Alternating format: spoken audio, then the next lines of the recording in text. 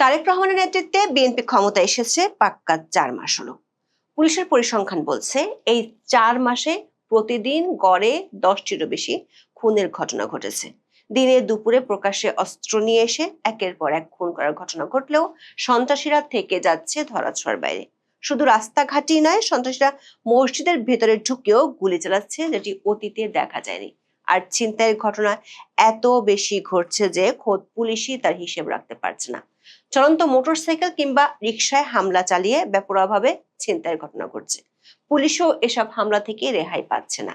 BNP আমলের 120 দিনের আইন শৃঙ্খলার করুণ চিত্র মব সন্ত্রাসের স্বর্ণযুগ বলে খ্যাত ইউনূসের আমলকেও ছাড়িয়ে যাচ্ছে।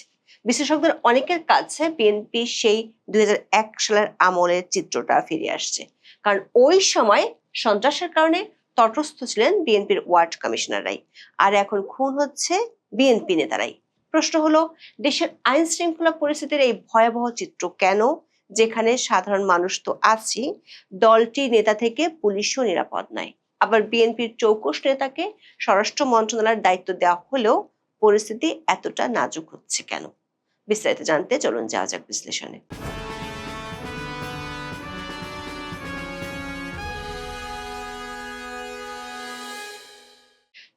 5 আগস্ট বাংলাদেশের ক্ষমতার পালা বদলের পর ইউনূসের আমলের সবচেয়ে ভয়াবহ আতঙ্কের নাম ছিল মব সন্ত্রাস আর আইন শৃঙ্খলার পরিস্থিতি। ইউনূসের 1.5 বছরে সংবাদ মাধ্যমের নিয়মিত হেডলাইন ছিল অন্তর্বর্তী সরকারের সময় উদ্বেগজনক হারে বাড়ছে খুন কিংবা আইন শৃঙ্খলা পরিস্থিতির অবনতি।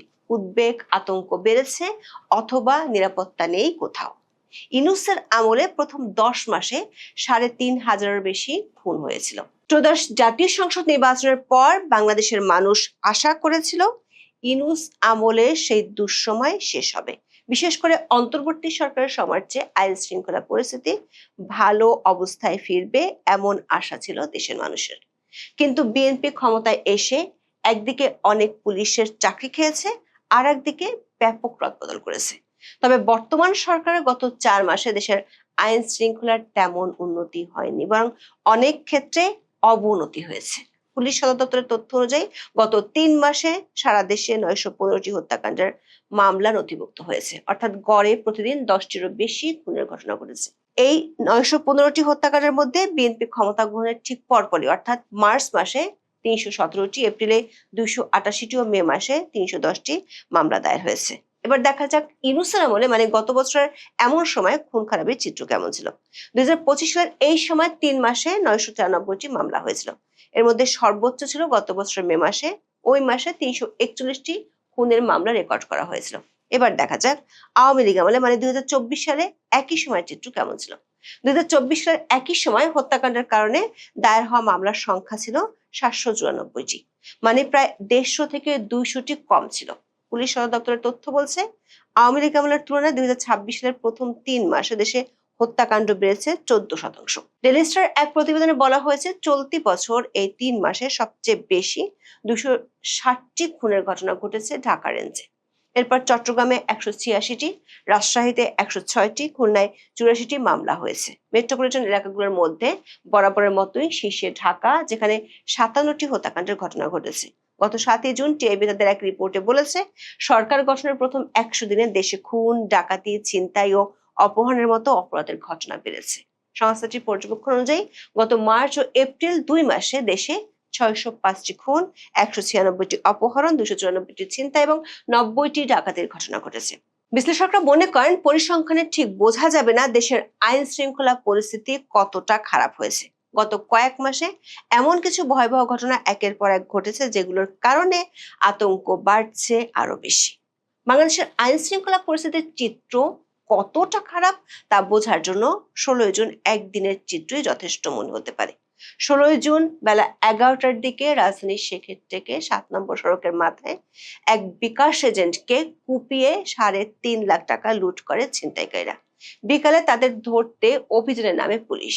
এই ঘটনার সংবাদ মাধ্যমের শিরোনাম হয় সকালে কুপিয়ে ছিনতাই, বিকালে অভিযানে যাওয়া পুলিশকে কুপিয়ে জখম। অর্থাৎ অভিযানের সময় পুলিশের 2 কর্মকর্তাকে কুপিয়ে আহত করেছে ছিনতাইকারীরা। এ সময় পুলিশের গুলিতে আহত হন সন্দেহভাজন 2 ব্যক্তি। একই দিন লালমনিরহাটের আদিতমারীতে 7 বছরের এক শিশু নিখোঁজের একদিন পর মাটি চাপা দেওয়া অবস্থায় বস্তাবন্দি লাশ উদ্ধার করে পুলিশ। এই ঘটনায় অভিযুক্ত সন্দেহে একজনের বাড়িতে হামলা ও ভাঙচুরের পর আগুন দেওয়া হয়। খবর পেয়ে পুলিশ ঘটনাস্থলে গেলে জেলা প্রশাসক, এসপি ও পুলিশের গাড়ি ভাঙচুর করেছে স্থানীয় লোকজন। এ সময় 18 জন পুলিশ আহত হয়েছেন।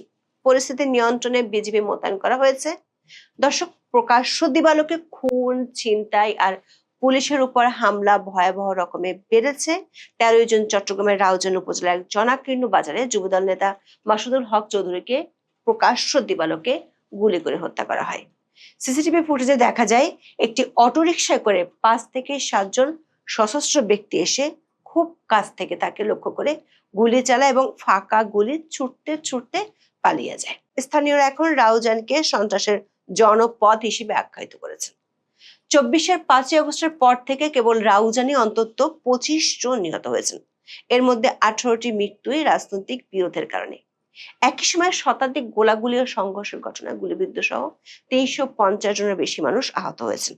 স্থানীয় সূত্রের দাবি, নিহতদের অধিকাংশই বিএনপি নেতাকর্মী। এর একদিন আগে শুক্রবার খুলনায় এক বিএনপি কর্মীকে গুলি করে হত্যা করা হয়। আর 14 জন রোববার খুলনায় যা ঘটেছে সেটি সন্ত্রাসের সব অতীত রেকর্ডকে ছাড়িয়ে গেছে। খুলনা শহরের দৌলতপুরে ফজরের নামাজের সময় মসজিদের ভেতরে সন্ত্রাসীরা গুলি চালালে 2 মুসল্লি আহত হন। একই দিন ঢাকার পশ্চিম রামপুরের শিশু সন্ত্রাসী ইয়াসিন খান ওরফে কাল্লা পলাশ কারাগার থেকে মুক্তি পাওয়ার মাত্র 1 মাসের মাথায় গুলিবিদ্ধ হয়ে গুরুতর আহত হন। খুনের মতোই আর এক আতঙ্কের নাম ছিনতাই। আগে ছিনতাই ছিল রাজধানী ঢাকার আতঙ্ক, এখন তা জেলা শহরগুলোতেও আতঙ্কে পরিণত হয়েছে। ভোর কিংবা রাত শুধু নয়, প্রকাশ্য দিবালোকে ছিনতাইয়ের জন্য ভয়ঙ্কর হয়ে উঠছে। ব্যাংকপাড়া কিংবা বাসারগুলি, মার্কেট কিংবা বিনোদন কেন্দ্র, সব জায়গায় সুযোগ পেলেই ছিনিয়ে নেওয়া হচ্ছে সর্বস্ব। কেউ বাহাদিরে গুলি করতেও দ্বিধা করছে না ছিনতাইকারীরা। এতে রাস্তায় বেরোলেই ছিনতাইয়ের এক অজানা আতঙ্কে পথ চলতে হচ্ছে মহানগরের মানুষকে। সামাজিক মাধ্যমে প্রায় ভাইরাল হচ্ছে ছিনতাইয়ের ভয়াবহ সিসি ক্যামেরা ফুটেজ। 16 জুন রাজধানীর আদাবরে বিকাশ এজেন্টকে কুপিয়ে 3 লাখ টাকা ছিনিয়ে নিয়ে গেছে। 15 জুন দিবাগত রাতে রাজধানীর পল্লবীর পলাশনগর এলাকায় ছিনতাইকারীরা এক ব্যক্তিকে কুপিয়ে নগদ টাকা ও মোবাইল নিয়ে যায়। একই দিন রংপুর, রাজশাহী সহ দেশের অনেক জায়গায় ছিনতাই ঘটনা ঘটেছে। 14 জুন ফরিদপুরের বিক্রয় প্রতিনিধিকে কুপিয়ে 3 লাখ টাকা ছিনতাই করে নিয়ে গেছে। 7 জুন মতিঝিলের শাপলা চত্বরে প্রকাশ্য দিবালোকে গুলি করে এক ব্যবসায়ী টাকা ও ডলার ছিনিয়ে নিয়েছিল সন্ত্রাসীরা। একই দিন ভোরে দিনাজপুরের পার্বতীপুর থেকে নিজের বাড়ি থেকে একটি বিয়ের অনুষ্ঠান শেষে ঢাকায় ফিরছিলেন সোহেল ইসলাম। সোহরাওয়ার্দী মেডিকেল কলেজ হাসপাতালের গেট পার হয়ে ছিনতাইকারীর আক্রমণের শিকার হওয়ার 4 দিন পর মারা যান তিনি। গত 30 মে পরিবারের সঙ্গে ঈদ উল আজহার ছুটি কাটিয়ে ঢাকায় ফিরে বাসার ফটকের সামনে ছিনতাইয়ের শিকার হন 2 নারী। 11 জুন ভাইরাল হওয়া এক ছিনতাইয়ের ভিডিও ছাড়িয়ে গেছে অতীতের সব রেকর্ড। ওই ভিডিওতে দেখা যায় চলন্ত মোটরসাইকেল আরোহীকে ছিনতাইকারীরা ইট ছুঁড়ে মারে। দর্শক, এই ছিনতাই যারা রোধ করবে সেই পুলিশ বাহিনীর সদস্যরা তারা নিজেরাই একের পর এক সন্ত্রাসী হামলার শিকার হচ্ছেন। প্রতি সপ্তাহে দেশের কোনো না কোনো জায়গায় পুলিশ আক্রমণের শিকার হচ্ছেন। 16 জুন কমপক্ষে দেশের 3টি জায়গায় পুলিশ সদস্যরা হামলার শিকার হয়েছেন। 12 জুন রাজধানীর শেরেবাংলা নগর এলাকায় মধ্যরাতে দায়িত্ব পালনকালে ছিনতাইকারীদের ছুরিকাঘাতে পুলিশের 2 সদস্য আহত হন। 10 জুন বগুড়ায় পুলিশের এক এসআইকে ছুরিকাঘাত করে তার কাছে থাকা মামলার গুরুত্বপূর্ণ নথিপত্র ছিনিয়ে নিয়ে গেছে দুর্বৃত্তরা। একই দিন ঢাকার সাভারে পুলিশের উপর হামলা চালিয়ে মাদক মামলায় গ্রেপ্তারি পরোয়ানাভুক্ত এক আসামিকে ছিনিয়ে নেয় তার সহযোগীরা। পুলিশ সদর দপ্তরের পরিসংখ্যান বলছে, ইউনূসের আমলের মতোই বিএনপি আমলে পুলিশের উপর আক্রমণের সংখ্যা বেড়ে চলেছে। ডেইলি স্টার খবরে বলা হয়েছে, দিনে দুপুরে একের পর এক হত্যাকাণ্ড ও অপরাধমূলক কর্মকাণ্ডে সাধারণ নাগরিকদের নিরাপত্তা এখন বড় প্রশ্নের মুখে। খুন, গোলাগুলি আর ছিনতাই নিত্যদিনের ঘটনা হয়ে দাঁড়িয়েছে। মানুষ নিরাপত্তা চায়, কিন্তু বারবার আশ্বাস দেওয়া হলেও আইন শৃঙ্খলা পরিস্থিতির কোনো উন্নতি দেখা যাচ্ছে না। এমন বেহাল দশার মধ্যেও গত 1 মে থেকে পুলিশ বিশেষ অভিযান শুরু করেছিল। এই বিশেষ অভিযানে দেশ জুড়ে 18,000-এর বেশি মানুষকে গ্রেপ্তার করে পুলিশ। তবে তা অপরাধ দমনে যথেষ্ট ভূমিকা রাখছে না বলে মনে করেন অপরাধ বিজ্ঞানীরা। কারণ হলো এদের বেশিরভাগই কার্যক্রম নিষিদ্ধ থাকা আওয়ামী লীগ ও অঙ্গ সংগঠনের নেতাকর্মীরা, যারা মূলত গ্রেপ্তার হয়েছেন মিছিল করার কারণে। শীর্ষ আর দলীয় সন্ত্রাসীরা পুলিশের নাকের ডগায় দিনে দুপুরে খুন খারাপি করলেও পুলিশ ব্যস্ত মিছিল করার কারণে আওয়ামী লীগকে ধরতে। বিশ্লেষকদের মতে যেসব কারণে আইন শৃঙ্খলা পরিস্থিতির এমন নাজেহাল অবস্থা, সে কারণগুলোর দিকে নজর দেওয়ার চেয়ে সরকারের নজর রাজনৈতিক দমন পীড়নের দিকেই বেশি। বিশ্লেষকদের মতে অবৈধ আগ্নেয়াস্ত্রের বিস্তার, আইন প্রয়োগকারী সংস্থার দুর্বলতা এবং 2024 সালের রাজনৈতিক পট পরিবর্তনের পর শীর্ষ অপরাধীদের মুক্তি ও দেশে ফিরে আসা সন্ত্রাস বাড়ার মূল কারণ। ক্ষমতার লড়াইয়ে অপরাধী গোষ্ঠীগুলোকে ব্যবহার করা হচ্ছে, যার ফলে দেশ জুড়ে সুনির্দিষ্ট লক্ষ্যবস্তুতে হামলা ও হত্যাকাণ্ড ঘটছে। ডেইলি স্টারের খবরে বলা হয়েছে, রাজনৈতিক কোন্দল, আন্ডারওয়ার্ল্ডের আধিপত্য বিস্তারের লড়াই ও সশস্ত্র গোষ্ঠীগুলোর সংঘর্ষে দেশ জুড়ে খুন, টার্গেট কিলিং ও বন্দুক হামলার ঘটনা উদ্বেগজনক হারে বেড়েছে। এতে আইন শৃঙ্খলা পরিস্থিতি নিয়ে নতুন করে শঙ্কা তৈরি হয়েছে। থানা থেকে লুট হওয়া 1,000-এর বেশি অস্ত্র এখনো উদ্ধার করা যায়নি। এছাড়া 5 আগস্টের পর মুক্তি পাওয়া অনেক অপরাধী রাজনৈতিক ছত্রছায়া থেকে এসব অস্ত্র ব্যবহার করে অপরাধ ঘটিয়ে যাচ্ছে। পুলিশের বড় কর্তারা বলছেন, 24 আগস্টের রাজনৈতিক পট পরিবর্তনের পর বেশ কয়েকজন কুখ্যাত গ্যাং লিডার ও দণ্ডপ্রাপ্ত অপরাধী কারাগার থেকে জামিনে বা বিদেশ থেকে দেশে ফিরে আসায় সহিংসতা নতুন মাত্রা পেয়েছে। দেখা যাচ্ছে নিজেদের প্রভাব বিস্তারের কারণে বিএনপির নেতাকর্মীরা দিনে দুপুরে খুন হচ্ছেন। চট্টগ্রামের রাউজান আর খুলনা এক্ষেত্রে বড় উদাহরণ।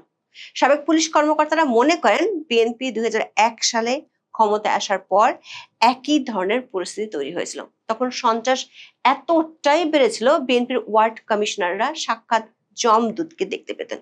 2002 সালের অক্টোবরের শুরুতে 3 দিনে 32 জন ওয়ার্ড কমিশনার আগ্নেয়াস্ত্রের লাইসেন্সের জন্য আবেদন করেছিলেন।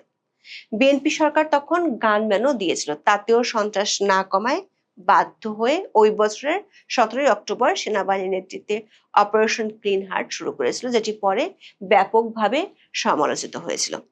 পুলিশের একটি সূত্র বলছে, 2001 সালে বিএনপি আমলের চিহ্নিত শীর্ষ সন্ত্রাসীরা এতদিন জেলে ছিল অথবা বিদেশে পালিয়েছিল, কিন্তু 24-এর 5 আগস্টের পর তারা ব্যাপক প্রতাপ নিয়ে ফিরে এসেছে। মুক্ত বা ফিরে আসার শীর্ষ অপরাধীদের মধ্যে অন্যতম হলো কিলার আব্বাস, সুইডেন আসলাম, পিচ্চি হেলাল, ইমন, টিটন, ফ্রিডম রাসু, মোল্লা মাসুদ ও টোকাই সাগর। এরা সবাই বিএনপির 2001 সালের শাসনামলের টার্চ ছিল। এখন তারা আবার ফিরে এসেছে। বিএনপি একটি সূত্র বলছে, 2002 সালের অপারেশন ক্লিন হার্টের মতো একটি অভিযান চালানো নিয়ে সরকারের অভ্যন্তরে কথাবার্তা হয়েছিল, কিন্তু পরে এ নিয়ে সিদ্ধান্ত হয়নি। পুলিশের একটি সূত্র বলছে, জুলাই আন্দোলনের সংগঠিত পুলিশ হত্যার বিচার না হওয়া, পুলিশের মধ্যে বিএনপি করণের কারণে পুলিশ এখন গা বাঁচিয়ে দায়িত্ব পালন করছে। এমন কিছু পুলিশ সদস্যকে জেলার এসপি করা হয়েছে, যাদের আগে কমান্ডিং এর অভিজ্ঞতা নেই বললেই চলে। আবার বিএনপির অভ্যন্তরীণ কোন্দলে যেসব খুন হচ্ছে, সেগুলোর পেছনে দায়ীদেরকে উপর মহলের চাপে পুলিশ গ্রেপ্তার করতে পারছে না। এমন পরিস্থিতিতে পুলিশের উপর আক্রমণ যে হারে বাড়ছে, তাতে পুলিশ নিজেকে আরো গুটিয়ে নেওয়ার আশঙ্কাই করছেন ঊর্ধ্বতন কর্মকর্তারা। এখন এই পর্যন্ত। সবাই ভালো থাকুন, সুস্থ থাকুন, নিরাপদে থাকুন। দেখা হবে আগামী পর্বে।